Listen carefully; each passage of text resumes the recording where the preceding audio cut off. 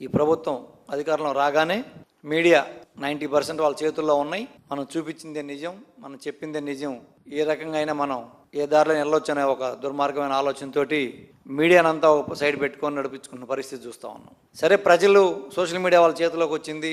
వాస్తవాలని ప్రజల్లోకి, ఆ గ్రామాల్లో, నియోజకవర్గాల్లో, జిల్లాల్లో ప్రజలే ఈరోజు ఎక్కడ ఏం జరుగుతుందనేది సోషల్ మీడియా ద్వారా సమాజానికి తెలియజేయాల్సిన పరిస్థితులు వచ్చినప్పుడు వాళ్ళ మీద కట్టడి చేసి, వాళ్ళందరినీ కూడా అరెస్టులు చేసి 2 నెలలు 3 నెలలు నిర్బంధించి విపరీతంగా వాళ్ళ మీద దాడులు చేసి సోషల్ మీడియా వాళ్ళందరినీ కూడా భయభ్రాంతులకు గురి చేసిన పరిస్థితి రాష్ట్రంలో మనం చూసాం. మళ్ళీ ఇప్పుడు మీడియాలో ఎక్కడైనా డిబేట్లకు వెళ్ళినా, లేకపోతే మీడియాలో ఏదైనా వాస్తవాలు ప్రభుత్వాన్ని విమర్శించినా, ఏదైనా సరే పరిస్థితుల్ని, వాస్తవ పరిస్థితులను ప్రజల దృష్టికి తీసుకొచ్చినా, ఎవరైనా కొంచెం గట్టిగా మాట్లాడుతున్నారు అంటే వాళ్ళని ఏదో ఒక తప్పుడు కేసులోనో, లేకపోతే ఏదో ఒక సందర్భం వాళ్ళకి సంబంధం లేని కేసుల్లోనో విరికించి ఈరోజు వాళ్ళని కూడా అరెస్టులు చేసే పరిస్థితి ఈరోజు రాష్ట్రంలో చూస్తూ ఉన్నాం.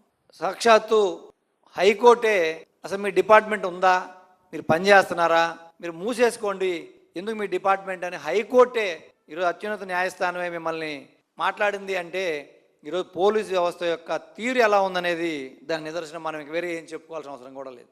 ఎన్నో ఆర్డర్లు ఉన్నాయి సుప్రీంకోర్టు నుంచి కానీ, హైకోర్టుల నుంచి కానీ, సోషల్ మీడియా మీద కానీ, లేకపోతే ఇలా ఎవరైతే ప్రజాస్వామ్యంలో ఈ మాట్లాడే స్వేచ్ఛను కూడా హరించి మీడియాను తొక్కేయాలని, మీడియాలో మాట్లాడే వాళ్ళని తొక్కేయాలని ఈ రకమైనటువంటి ధోరణులకు వెళ్ళడం మాత్రం కూటమి ప్రభుత్వానికి మంచి పద్ధతి కాదని చెప్పి నేను చెప్తా ఉన్నా. ఎందుకంటే ఈరోజు జరిగిన అరెస్ట్ చూస్తే ఒక ఇన్సిడెంట్ జరిగింది, ఒక సిఐ చనిపోతే అది ఆత్మహత్యనా లేకపోతే ఇంకేదైనా జరిగిందనే కారణాలు, అది దాని ప్రాథమిక దర్యాప్తు జరగకుండానే దానికి సంబంధించి పూర్తి వివరాలు బయటికి రాకముందే మీరు మొత్తం మీ పార్టీకి సంబంధించిన నాయకులు 10 మంది 10 రకాలుగా మాట్లాడారు. ఈ పోలీస్ డిపార్ట్మెంట్కే ప్రాథమిక సమాచారం తెలుసుకునే లోపే మీరందరూ ఎలా పడితే అలా స్టేట్మెంట్లు ఇచ్చేస్తే మిమ్మల్ని మాత్రం మీ జోలికి ఏ పోలీసు రాడు.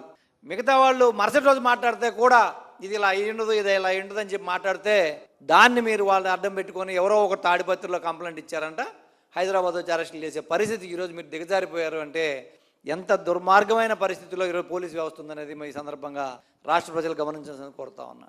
ఎందుకంటే మీరు ఎక్కడైతే మీ తప్పులు బయటకు వస్తాయో, మీ అన్యాయాలు బయటకు వస్తాయో, మీ అక్రమాలు బయటకు తీసుకొస్తారో అటువంటి పరిస్థితులు అన్నీ డైవర్షన్ చేయాలని చెప్పి ఏదో ఒక సందర్భంలో ఏదో దాని మీద తీసుకెళ్ళడం జరుగుతూ ఉంది. మీరు ఎంత మందిని నొక్కినా, ఎంత మందిని అరెస్టులు చేసి తొక్కేసినా ఇది రాను ఇంకా ఉగ్ర రూపం దాలుస్తుంది తప్ప ఇది ఆగేది కాదు అని చెప్పి నేను సందర్భంగా తెలియజేస్తా ఉన్నా. కూటమి ప్రభుత్వం పోలీసు వ్యవస్థని ఈరోజు శాంతి భద్రతలకో, ప్రాణమాన రక్షణకో ఉపయోగించకుండా ఈ రకంగా అక్రమ కేసులు పెట్టి అపోజిషన్ని నిర్బంధించి వాళ్ళ నాయకుల మీద, కార్యకర్తల మీద కేసులు పెట్టడానికి ఈరోజు ఈ వ్యవస్థను వాడుతూ ఉన్నారు.